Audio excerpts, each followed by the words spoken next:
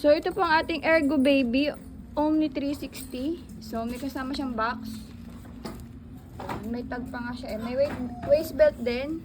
May pouch na kasama. Ang color niya is charcoal gray. Ang condition is slightly used. May slightly faded lang siya. Pero hindi siya halata kasi charcoal gray eh. Parang hindi nga siya faded. Pero for me, faded siya. Slightly lang naman.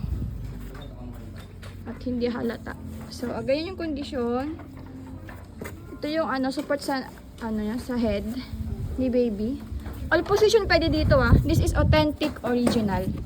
Okay, ang mga belt, walang issue. So, tanggalin natin.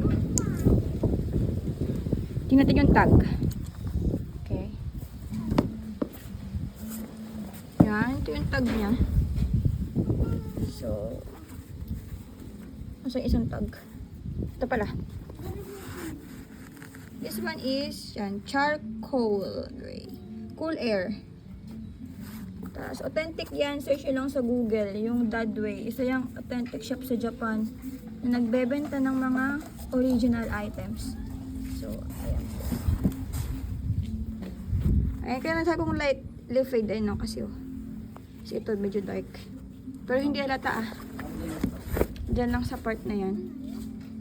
So, ito po yung adjustable sa hips.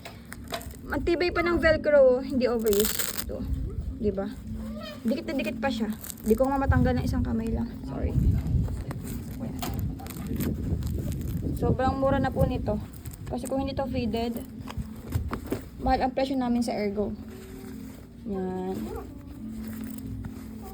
Pero hindi siya pangit yung pagkaka-fade So, ayan. May packet dito para ilagay nyo yung hood kung hindi nyo gagamitin. So, ayan po ang ating Ergo Omni 360. All position po yan.